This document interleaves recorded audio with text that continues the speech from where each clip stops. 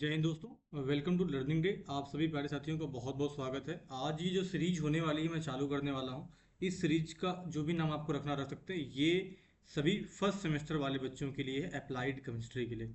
इसके लिए first semester की सभी बच्चों के लिए, अप्लाइड केमिस्ट्री के लिए इस सीरीज में आप लोगों को one topic one topic one video one topic one video अगर आप इतने ही खाली कवर कर लेते हैं तो आपका जितना इंपॉर्टेंट क्वेश्चन है जो बार बार आता है आपके पेपर में, वो तो नहीं छूटने वाला है। अगर मात्र आप लोगों ने इतना कर लिया, जो भी चीज़ें मैं इसमें लिखवा रहा हूँ उसको आपने अच्छे से याद कर लिया, समझ लिया, तो बिल्कुल आपका पेपर बहुत बेहतरीन होने वाला है। ठीक है, आपको मैं कुछ चीज़ें स्क्रीन शॉट्स लाऊँ, आपको मैं समझाऊंगा, आप उसको समझिए, अच्छे से करिए। ठीक है, हर रोज आपको 7 PM पे एक कॉन्सेप्चुअल वीडियो मिलेगा। One concept one video. ठीक है, वन कॉन्सेप्ट वन वीडियो आपको मिलने वाला है। इसमें आपका physics applied chemistry, applied mathematics तीनों मिलेगा। ठीक है, बाकी आपकी हफ्ते में 2 से 3 लाइव क्लासेस होने वाली हैं। एक तरीके का हमारा रिबूट होने वाला है। ठीक है, जिसमें आप लोगों को एक एक मिलेगा वीडियो लाइव क्लास तीनों सब्जेक्ट का, या फिर इसमें आप लोगों को कम्युनिकेशन स्किल का भी एक वीडियो लाइव मिल जाएगा, जिससे आपका पूरा सिलेबस आपके एंट्रेंस एग्जाम के पहले कवर कर दिया जाएगा। अब हम लोग बिना देरी के साथ अपना वीडियो स्टार्ट करते हैं। अधिकतर आपका 5 से 10 मिनट के भीतर एक वीडियो, एक टॉपिक हम खत्म कर देंगे। इसी के टाइम में आप लोग आराम से तैयार भी कर सकते हैं और कोई भी बर्डन आपके ऊपर नहीं होने वाला है किसी लंबे लेंथ की वीडियो के लिए। ठीक है, चलिए, तो सबसे पहला जो हमारा टॉपिक है वो क्या है? कठोर जल क्या होता है, कठोर और मृदु जल क्या होता है, soft and hard water, what are the differences, हम उसको कैसे जान पाएंगे, सब चीज़ें मैं आपको बताने वाला हूँ। Hard and soft water. जल के साथ साबुन रगड़ने पर यह देखा जाता है कि कहीं तो जल सरलता पूर्वक झाग देता है और कहीं कठिनता से झाग उत्पन्न होता है। तो जल के इस कारण, मतलब इस प्रकृति के कारण जो होता है, इस जल को हम 2 वर्गों में विभाजित कर सकते हैं। मतलब जो आप साबुन लेते हैं, क्या लेते हैं, जो आप साबुन लेते हैं, साबुन किसी जल के साथ अगर झाग ज्यादा उत्पन्न कर रहा हो और किसी जल के साथ देर से या फिर कम झाग उत्पन्न कर रहा है, उसी के बीच के जो अंतर होता है उसी को हम विभाजित कर सकते हैं 2 तरीके से।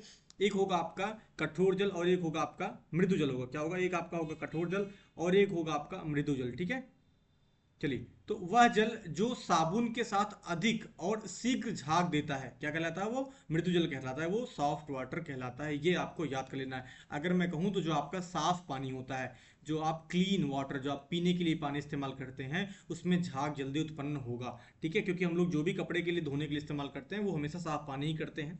अगर आप नाली का पानी या फिर आप नाले का पानी, कहीं और का पानी इस्तेमाल करेंगे तो उसमें झाग बनने की जो संभावनाएं होंगी वो कम होंगी और वो धीरे बनाएगा। उसको क्या कहेंगे? उसको हम कहेंगे कठोर जल। ठीक है, अब जल के साबुन के साथ कम तथा विलंब से झाग उत्पन्न करने के स्वभाव को ही जल की कठोरता हम कहते हैं, जो 2 तरीके से हमने विभाजित करके देख लिया। ठीक है, अब कठोरता का कारण, किस किस कारण से कठोरता होती है? तो कैल्शियम और मैग्नीशियम, किसके किसके? कैल्शियम और मैग्नीशियम के बाइकार्बोनेट्स। बाइकार्बोनेट्स क्या होते हैं? CaHCO3 का होल ट्वाइस, और मैग्नीशियम का भी ऐसे हो सकता है MgHCO3 का होल ट्वाइस।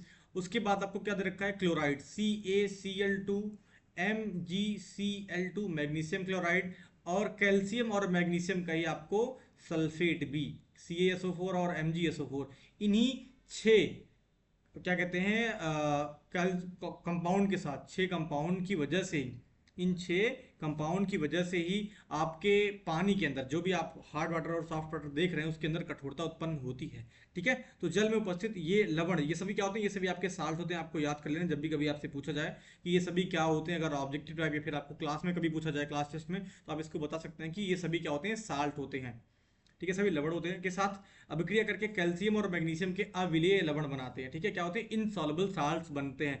किसके साथ रिएक्शन करके? साबुन के साथ। सोडियम स्टीरेट क्या हो गया? आपका साबुन हो गया। और ये सभी आपके जो साल्ट्स हैं, ये सभी रिएक्शन करते हैं किसके साथ? साबुन के साथ। ये सभी साल्ट्स कहाँ पे आते हैं? आपके कठोर या फिर मृदु जल में साल्ट आते हैं। इन्हीं पानी के साथ जब साबुन हमारा मिलता है तो झाग उत्पन्न होता है कि नहीं होता है, ये इस अवक्षेप बनने के बाद हमें पता चलता है। C17H35 COO का होल ट्वाइस Ca। ठीक है, कैल्शियम का यहाँ पे साल्ट बन जाएगा और प्लस सोडियम हाइड्रोजन कार्बोनेट और सोडियम क्लोराइड, यहाँ पे दोनों कंपाउंड अलग अलग मिल जाएंगे। ये आपका एग्जाम्पल हो गया। इसको आप लिख सकते हैं कि साबुन के साथ पानी कैसे मिलता है, सॉरी, पानी में अंदर जो साल्ट है वो कैसे मिलता है, उसके बाद आपका क्या बनता है। ये रिएक्शन आप दिखाएंगे तो ज़्यादा एक तरीके का आपकी बात में दम लगेगा, एक आपकी बात में डेंसिटी, घनत्व आएगा, उसका ज़्यादा भरोसा टीचर कर पाएगा और उस पर नंबर आपको आसानी से दे पाएगा। ठीक है, चलिए, अब मैं आपको बताता हूँ कि जल की कठोरता कितने प्रकार की होती है। दो प्रकार की होती है, टेम्परेरी हार्डनेस और परमानेंट हार्डनेस। अस्थायी कठोरता और अस्थायी कठोरता, एक एक करके हम इसको पढ़ते हैं। अस्थायी कठोरता क्या होती है? यह जल में कैल्शियम या मैग्नीशियम अथवा दोनों के बाइकार्बोनेट्स के विलय होने के कारण होता है। अगर आपको अस्थायी और अस्थायी कठोरता के बीच का अंतर लिखने के लिए आ जाए, अस्थायी और अस्थायी कठोरता के बीच में, टेम्परेरी एंड परमानेंट हार्डनेस के बीच में, तो आप लोगों को अगर 1 नंबर या 2 नंबर में आता तो आप इसको 2 से 3 पॉइंट्स में आराम से इसको लिख सकते हैं। तो पहली बात यही हो जाएगी कि टेम्परेरी हार्डनेस क्या होता है? कैल्शियम, कैल्शियम और मैग्नीशियम, कैल्शियम और मैग्नीशियम के बाइकार्बोनेट्स होते हैं, मतलब इसके हाइड्रोजन कार्बोनेट्स होते हैं, HCO3 के होल ट्वाइस होते हैं, कैल्शियम और मैग्नीशियम दोनों के। ठीक है। वर्षा का जो जल होता है अपने अंदर कार्बन डाइऑक्साइड घोल लेता है, जो कि पृथ्वी के चूने के पत्थर तथा मैग्नीशियम कार्बोनेट से क्रिया कर कैल्शियम तथा मैग्नीशियम के विलेय कार्बोनेट बनाता है। जैसे जब पानी का जो जल होता है, वर्षा का जो जल होता है, उसके अंदर हमें पता है कि बहुत सारी गैसें पाई जाती हैं, कार्बन डाइऑक्साइड, नाइट्रस ऑक्साइड, ठीक है, ये सभी गैसें पाई जाती हैं, ऑक्सीजन पाया जाएगा।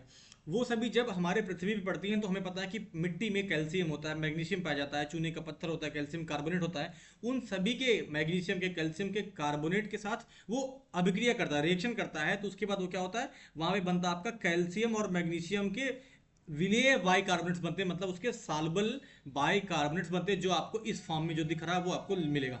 ठीक है। जब जल में ये बाइकार्बोनेट्स घुले होते हैं तो अस्थायी कठोर जल कहलाता है। इस कठोरता को अस्थायी कहते हैं क्योंकि यह कठोरता सरलता से जल में उबाल कर इसको दूर की जा सकती है। मतलब जो आपका अस्थायी कठोरता वाला जल होगा, मतलब जो आपका टेम्परेरी हार्डनेस वाला जो वाटर होगा, अगर हम उसको गर्म कर देते हैं, आपको 1 नंबर में ये भी पूछा जा सकता है कि अस्थायी और अस्थायी कठोरता को दूर करने के लिए किन विधियों का इस्तेमाल करा जाता है। ठीक है। तो आप लोगों को बताना होगा कि अस्थायी कठोरता को दूर करने के लिए हमें मात्र जल को अगर हम उबाल देते हैं, जो पानी हमने इस्तेमाल किया है अगर उसको हम उबाल देते हैं तो अस्थायी कठोरता दूर हो जाएगी।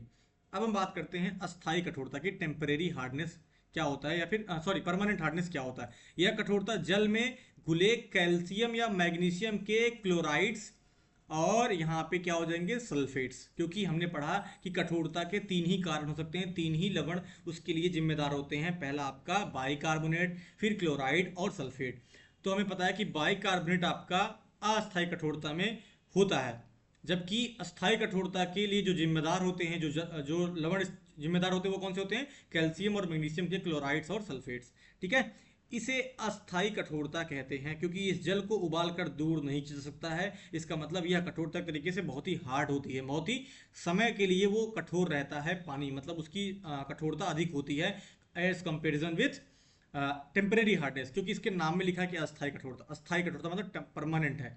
जब जल कैल्शियम और मैग्नीशियम दोनों के क्लोराइड और सल्फेट की खानों के ऊपर प्रवाहित होता है तो ये लवण जल में घुल जाते हैं। तो अधिकतर मैं बताऊं, ये इसकी मात्रा कमी होती है। जैसे आपके जो भी पहाड़ होंगे, पठार होंगे, उनके ऊपर जहाँ पे भी आपके कैल्शियम और सल्फेट्स के, कैल्शियम और मैग्नीशियम के जो सल्फेट्स होंगे और क्लोराइड्स होंगे, इनकी जो भी खाने होंगी जहाँ से कैल्शियम और मैग्नीशियम के अयस्क निकाले जाते हैं, उन खाने के ऊपर जब वर्षा का जल गिरता है तो उसके अंदर उसके साथ रिएक्शन होता है। रिएक्शन होने के बाद क्या होगा, वो उसी पहाड़ या पठार से जो कैल्शियम और मैग्नीशियम का खान है उसके ऊपर से प्रवाहित होकर के जब बहने लगेगा तो ये लवण युक्त जल जो जो हो जाएगा, उसी को हम क्या कहेंगे, अस्थायी कठोरता वाला जल। इनकी उपस्थिति में अस्थायी कठोर जल कहलाता है क्योंकि यह कठोरता सरलता से हटाई नहीं जा सकती है। ये हो गया आपका कठोरता के दोनों प्रकार, और मृदु जल और कठोर जल क्या होता है। अब मैं बता दूं कि कठोरता को मापने की जो इकाई होती है जो आपके सिलेबस में है वो क्या है, पार्ट्स पर मिलियन। इसका आप 1 या 2 नंबर में आशंका बना सकते हैं कि आ जाएगा। अगर ये नहीं भी आएगा तो कठोरता निकालने के लिए एक आपको न्यूमेरिकल जरूर पूछा जाता है आपके पेपर में, आपके सिलेबस में भी डायरेक्टली दे रखा है। अगर आप उसको निकालेंगे तो हमेशा आपको जो भी मात्रा दे रखी होगी कैल्शियम कार्बोनेट की, मैग्नीशियम सल्फेट की, सबकी कितनी होगी, सबकी पीपीएम में दे रखी होगी, पार्ट्स पर मिलियन। मिलियन का मतलब क्या होता है, 1 मिलियन का मतलब होता है 10 लाख। 10 लाख का मतलब 1 2 3 4 5, कितने हो जाएगा, 10 की पावर 6 यहाँ पे हो जाएगा। ठीक है। तो ये जल की कठोरता पीपी में हम लोग निकालते हैं। देखिए, प्रति 10 लाख भाग जल में उपस्थित होती है। तो जल की कठोरता पीपी में माने पर कठोरता उत्पन्न करने वाले पदार्थों के भाग की वह संख्या है जो कैल्शियम कार्बोनेट के रूप में प्रति 10 लाख भाग जल में उपस्थित होती है। सामान्यतः जल की कठोरता हम लोग पीपीएम में ही प्रदर्शित करते हैं। अतः जल के 10 लाख भाग के कैल्शियम हाइड्रोजन कार्बोनेट को 162 भाग एक बार बता दूं मैं आपको कि जब कैल्शियम हाइड्रोजन कार्बोनेट है वो आपकी कठोरता के लिए जिम्मेदार होता है। कौन सी कठोरता, ये आप बताएंगे कमेंट सेक्शन में जाकर के, जरूर से जरूर बताएंगे कि किस लिए मैं कह रहा हूँ। ठीक है, तो इसका जो द्रव्यमान होगा, इसका जो मास होगा वो कितना होगा, 162 ग्राम होगा। तो यह जो भाग है कैल्शियम हाइड्रोजन कार्बोनेट का 162 ग्राम, ये 10 लाख भाग में उपस्थित है। तो जल की जो कठोरता होगी वो 100 ppm में ही हम लोग इसको कैलकुलेट करेंगे, इसको निकालेंगे, क्योंकि कैल्शियम हाइड्रोजन कार्बोनेट के 162 ग्राम का 100 भाग कैल्शियम कार्बोनेट के समतुल्य होता है।